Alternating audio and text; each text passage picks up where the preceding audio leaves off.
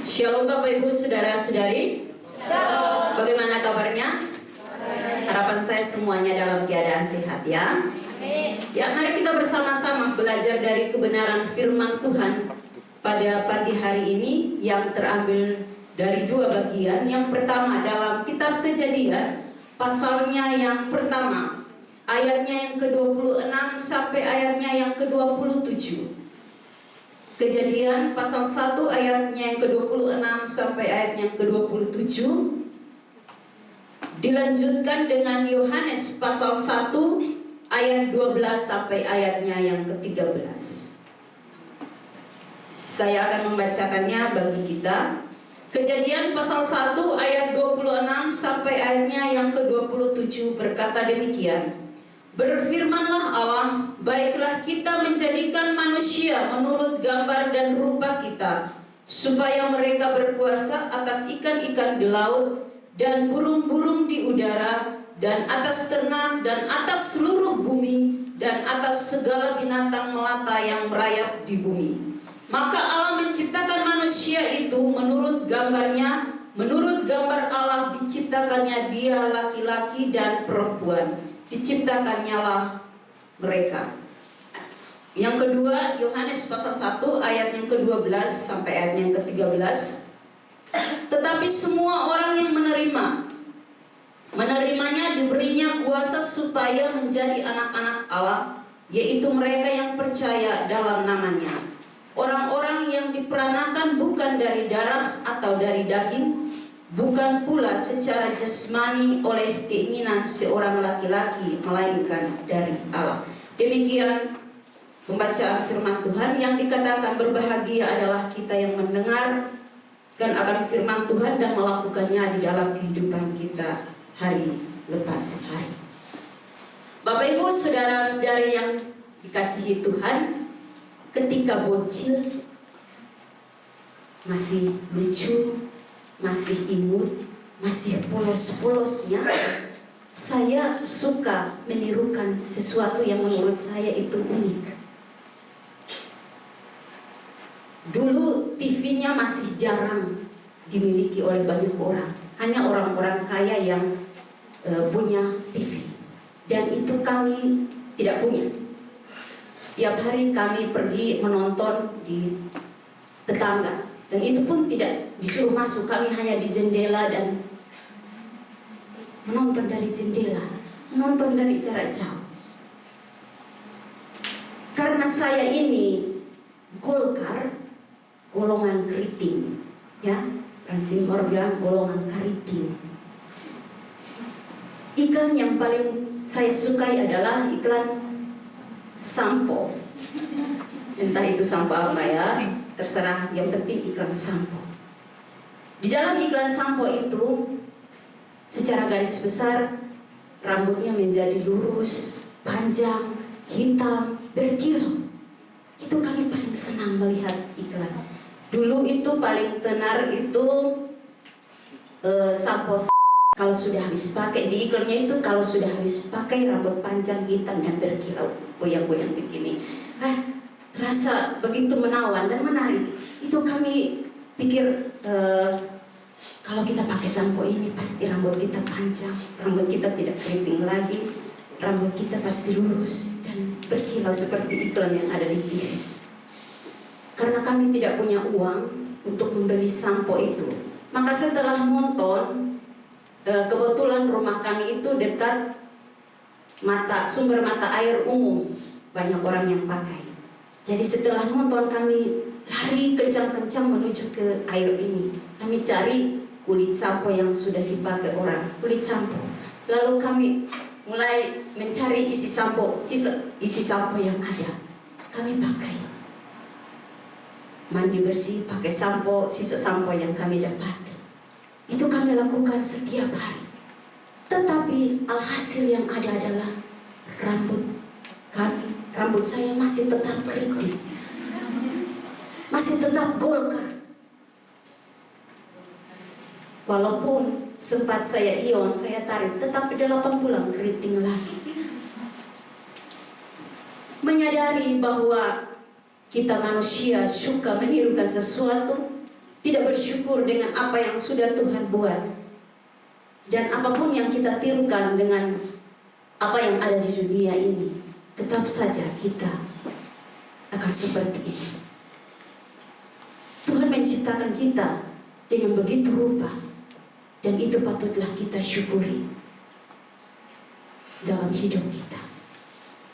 Bagaimanapun keadaan penampilan kita saat ini, kita harus sadar bahwa kita sedang menyandang yang namanya gambar Allah. Kita semua menyandang gambar Allah. Entah kita keriting, entah kita pendek, entah kita jelek, entah kita lucu, kita ini menyandang gambar Allah. Jadi jangan insecure melihat orang yang tinggi kok saya pendek, melihat orang yang rambutnya lurus kok saya keriting, melihat orang yang kulitnya putih kok saya hitam.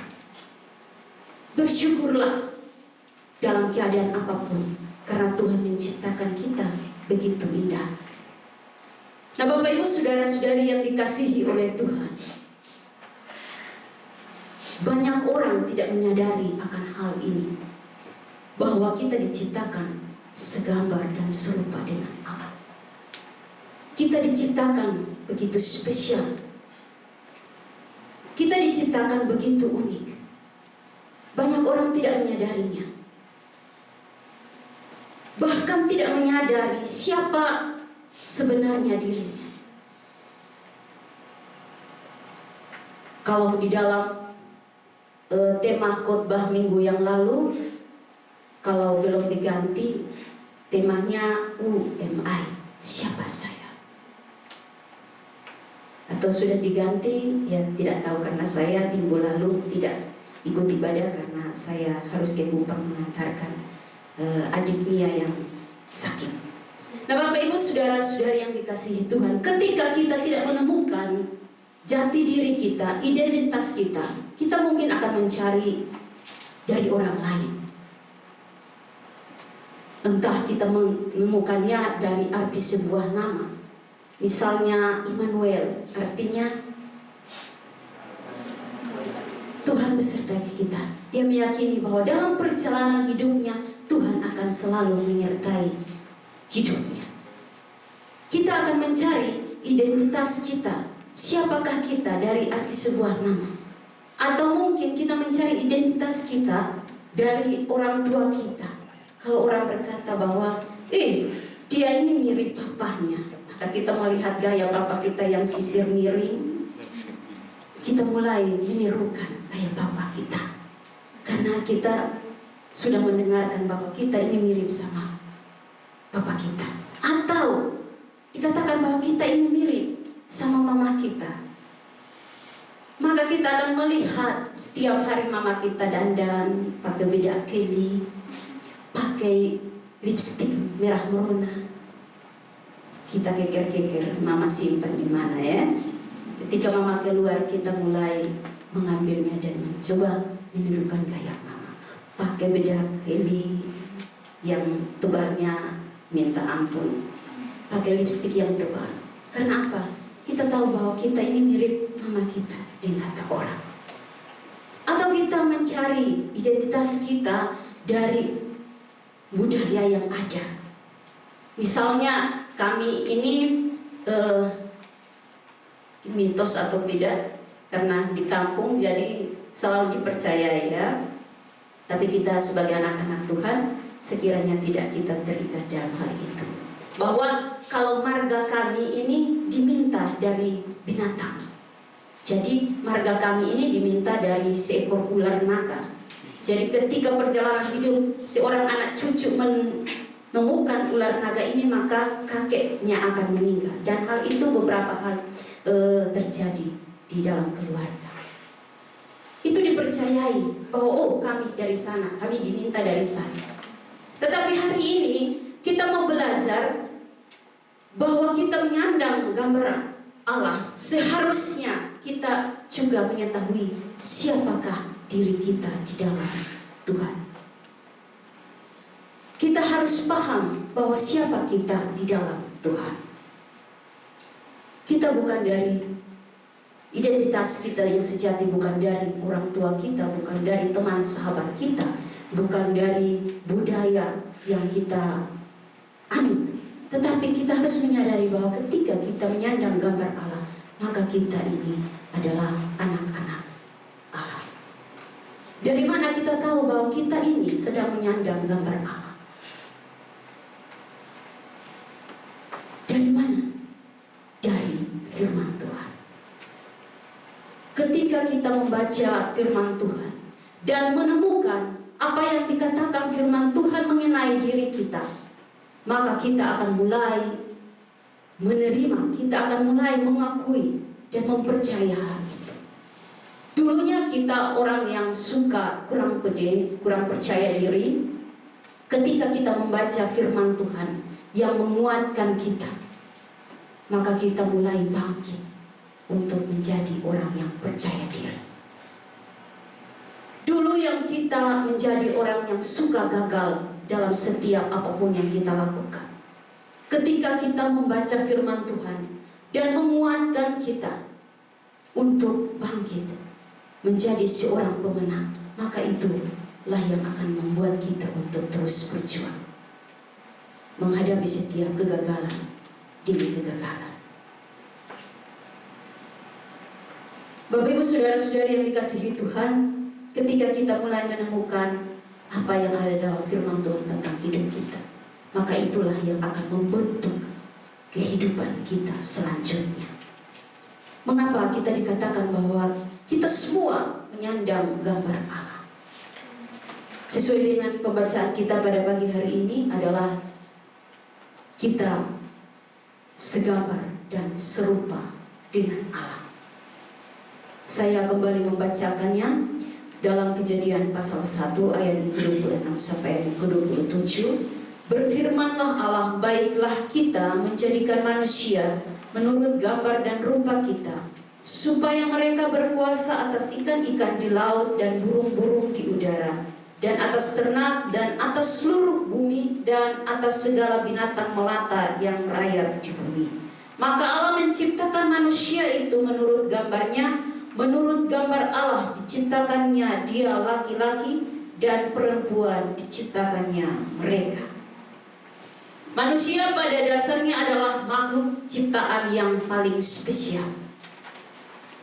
Spesial artinya dikhususkan, sesuatu yang dikhususkan, sesuatu yang dibuat beda dari yang lain. Kalau kita ke warung, ada yang namanya mie ayam spesial, nasi goreng spesial. Artinya apa? Ada sesuatu yang ditambahkan, ada sesuatu yang dibuat spesial untuk hal itu. Begitupun kita manusia, kita adalah makhluk yang paling spesial. Kenapa kita dikatakan makhluk yang paling spesial? Karena kita ini dibentuk oleh Allah, berbeda dengan makhluk yang lain. Kita manusia dibentuk oleh Allah. Dalam Kejadian pasalnya yang kedua ayat yang ke-7 dikatakan, ketika itulah Tuhan Allah membentuk manusia itu dari debu tanah dan menghembuskan nafas hidup ke dalam hidungnya. Demikianlah manusia itu menjadi makhluk yang hidup. Kita bersyukur bahwa kita ini dibentuk langsung oleh Allah.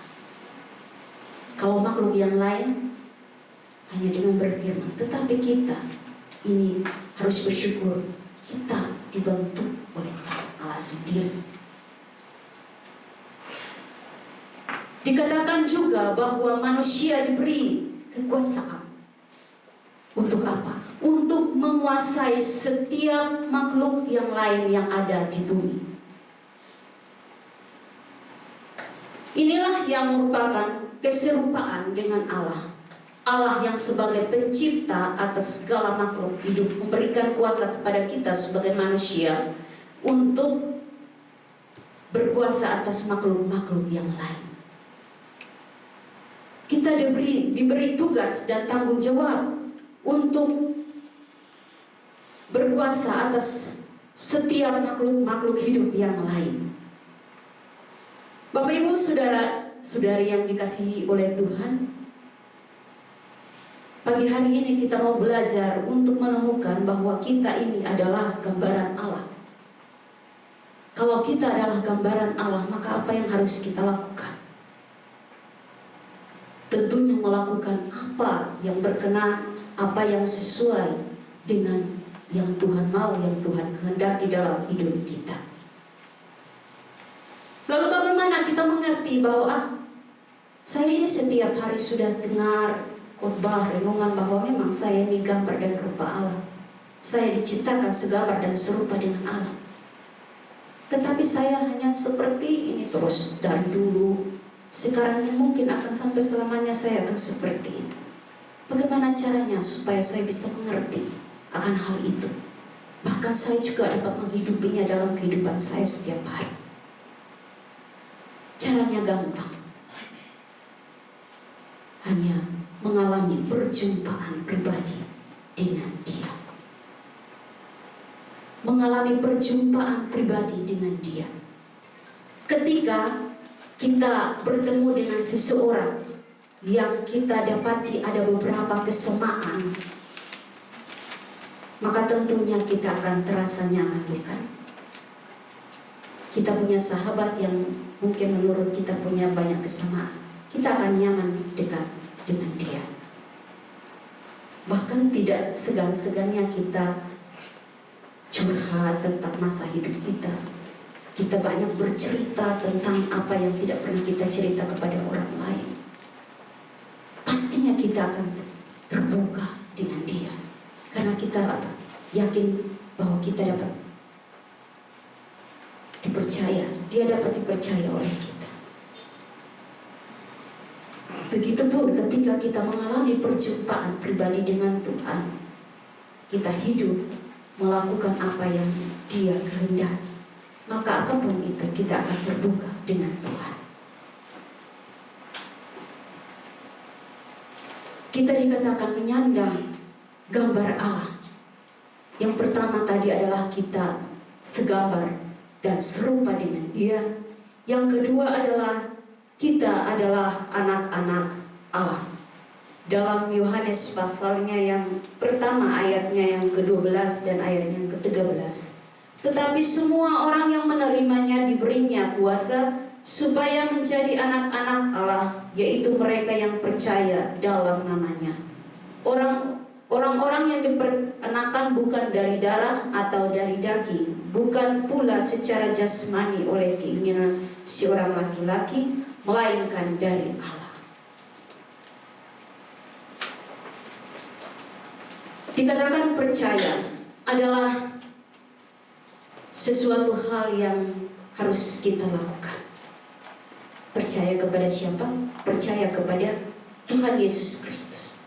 Percaya berarti berani berkorban. Pagi hari ini kita bersyukur kita boleh ada di sini. Meskipun di luar sana ada banyak teman-teman kita yang kalau sudah hari Minggu tidak ke gereja, ya jalan-jalan ke mall, jalan-jalan kemana, refreshing, healing, dan sebagainya. Tetapi kita mau berkorban, meluangkan waktu untuk datang beribadah di tempat ini. Kita mau rela berkorban. Percaya berarti kita mau mengakui penyaliban Tuhan Yesus di atas kayu salib yang rela mati bagi kita, karena kita begitu berharga, kita begitu spesial. Dia mau menggantikan kita, mengampuni dosa kita. Maka kita pun belajar untuk mengampuni sesama kita, belajar mengampuni orang tua kita, belajar mengampuni orang yang menyakiti hati kita, walaupun itu sulit. Tetapi kita dituntut untuk mengampuni. Jangan orang lain sudah tonjok kita satu kali, saya juga tonjok dirimu. Belajarlah untuk mengampuni. Kita belajar juga untuk tidak kompromi dengan dosa. Ketika kita percaya di dalam nama Tuhan Yesus, kita belajar untuk tidak kompromi dengan dosa.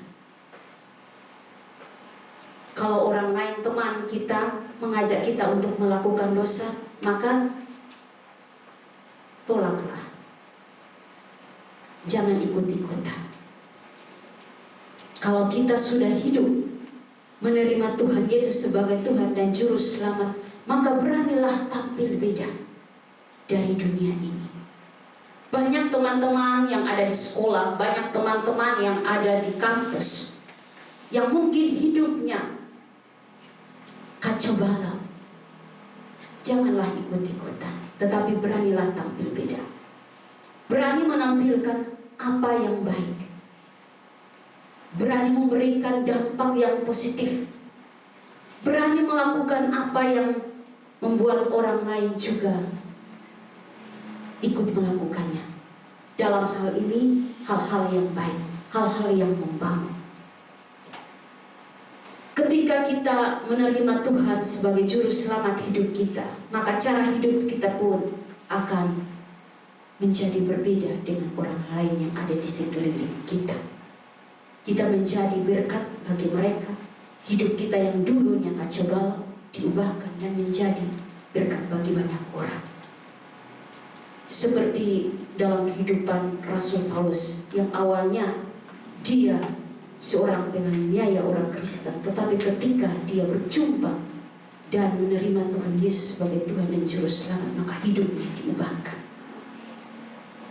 Seorang George Miller yang berkebangsaan Jerman, dia dulunya suka mabuk-mabukan, dia dulunya suka berbohong, dia dulunya suka berkelahi dengan teman-temannya. Namun suatu ketika dia mulai bertobat, hidupnya mulai diubahkan.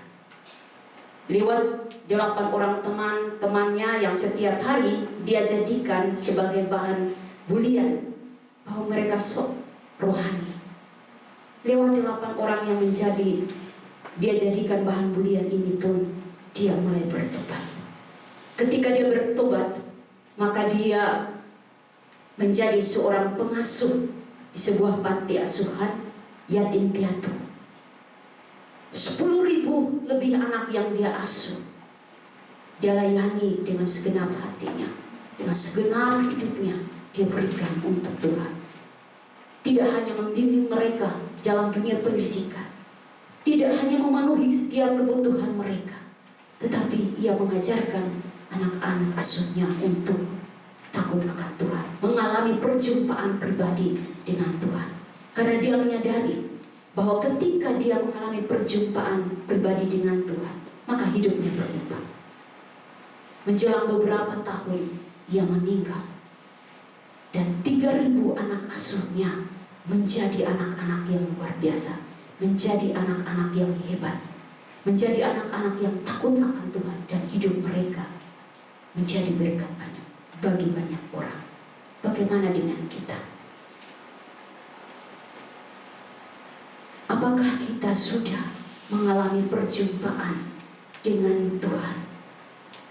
Kalau kita menyadari bahwa kita ini segambar dan serupa dengan Allah, kita menyadari bahwa kita ini menyandang gambar Allah dalam hidup kita, apakah kita sudah benar-benar mengalami perjumpaan pribadi dengannya?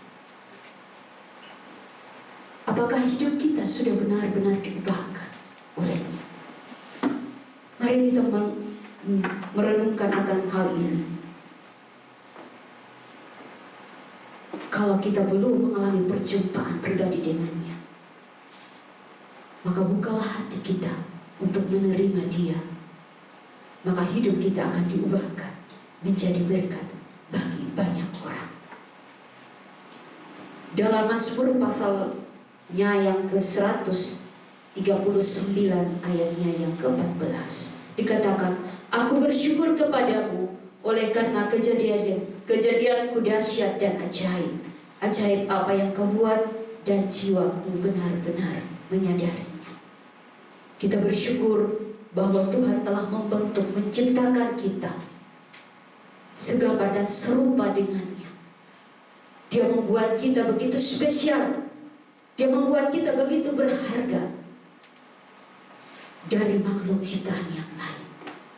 Maka selayaknya hidup kita juga menjadi berharga di matanya dan menjadi berkat bagi banyak orang. Amin. Kita berdoa. Bapa, dalam nama Tuhan Yesus Kristus, terima kasih untuk firman-Mu yang terus menegur kami. Terima kasih kalau kami diciptakan segambar dan serupa dengan-Mu. Maka mampukan kami untuk kami boleh hidup melakukan apa yang Tuhan kehendaki, melakukan apa yang sesuai dengan-Mu Tuhan. Bahkan juga tolonglah kami Tuhan. Kami benar-benar menyadari bahwa kami ini ciptaan-Mu yang begitu spesial. Maka biarlah kami juga mengalami perjumpaan pribadi bersama dengan Engkau. Bahwa ketika kami mengalami perjumpaan bersama dengan Engkau, maka hidup kami diubahkan menjadi berkat bagi kemuliaan-Mu dan juga menjadi berkat bagi orang lain. Terima kasih Tuhan, terima kasih. Dalam nama Kristus Yesus kami berdoa dan kami bersyukur. Amin.